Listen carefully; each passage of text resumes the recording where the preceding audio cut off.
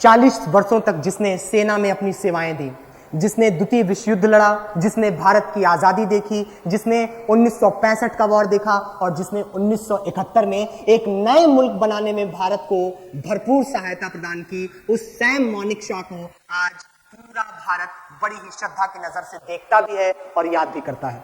बीते दिनों सैम मॉनिकशॉ की पुण्यतिथि थी। 27 जून को तमिलनाडु में उनका देहांत हो गया था। सैम मॉनिकशॉ एक ऐसा व्यक्तित्व था जो अपने पद की गरिमा को भी जानता था और पद के दायित्वों को भी जानता था। सैम मॉनिकशॉ उस वक्त की सबसे शक्तिशाली कही जाने वाली प्रधानमंत्रियों में एक, इंदिरा गांधी के सामने भरी मीटिंग में उन्होंने कहा कि अगर अभी जिस कंडीशन में बारिश हो रही है, मई और जून का महीना है, और अगर आप पूर्वी पाकिस्तान में सेना भेजना चाहती हैं तो मैं लिख करके दे सकता हूं कि आप हारेंगी, आपका हार होगा। फिर उसके बाद मीटिंग समाप्त होती है, सब लोग उठ करके जाने लगते हैं। अचानक इंदिरा गांधी कहती हैं, सैम आप रुकिए।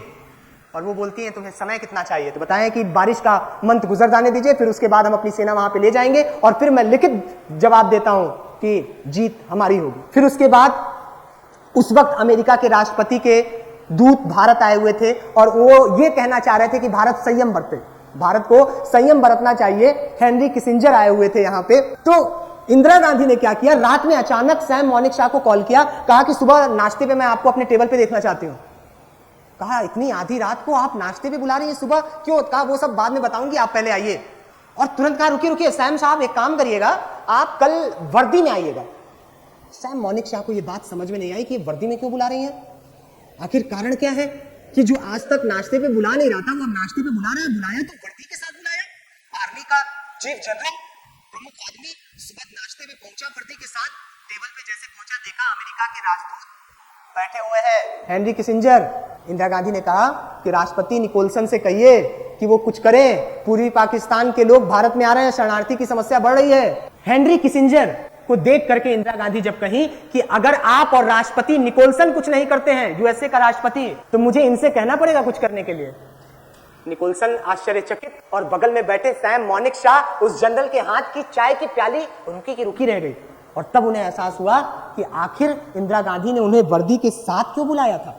तब सैम मॉनिकशॉ एक ऐसा व्यक्तित्व बनकर के उभरा जिसने 1971 के वॉर में करके वो दिखा दिया जो उस वक्त की तमाम ताकतें नहीं कर सकती थी। अमेरिका देखते रह गया। रशिया के साथ इंदिरा गांधी ने ऐसी ट्रीटी की, ऐसी संधि पे हस्ताक्षर किया, भारत पे हमला, रशिया पे हमला होगा। और यही देखना था कि जब अमेरिका की जहाज बंगाल की खाड़ी में आ रही थी और इधर रूस की जहाज वाल्दमीर जो बड़ा युद्धपोत था वो पूरे बंगाल की खाड़ी में भारत को संरक्षण दे रहा था। और ये तो समुद्र के ऊपर की बात हो गई।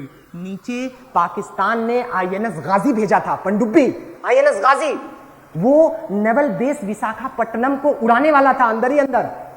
और इधर भारत की पनडुब्बी पहुंची और उनका एक काम था आईएनएस विक्रांत को उड़ाना। पनडुब्बी से आईएनएस विक्रांत समाप्त, हिंद महासागर से भारत का कंट्रोल समाप्त। यानी अगर विक्रांत को समाप्त कर दिया गया तो विशाखापट्टनम को भारत के नक्शे से गायब कर दिया जाएगा।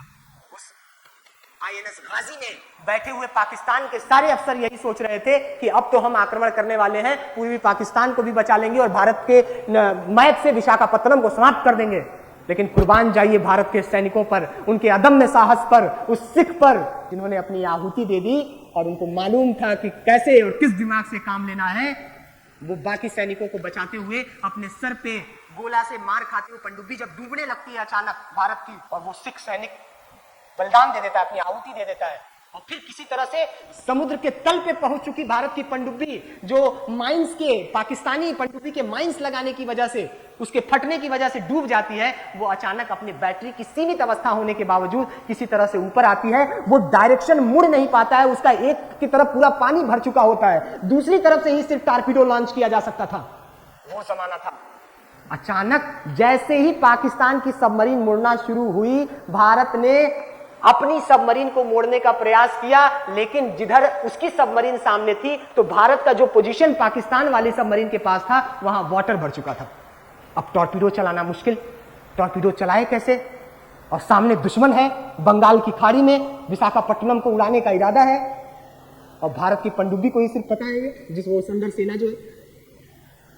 तब एक अधिकारी उस पानी में डूबते हुए जाता है, टॉर्पीडो को लॉन्च करता है और फिर कुछ ही सेकंड में सबमरीन आईएनएस गाजी तबाह हो जाती। ये वीर योद्धाओं का देश है।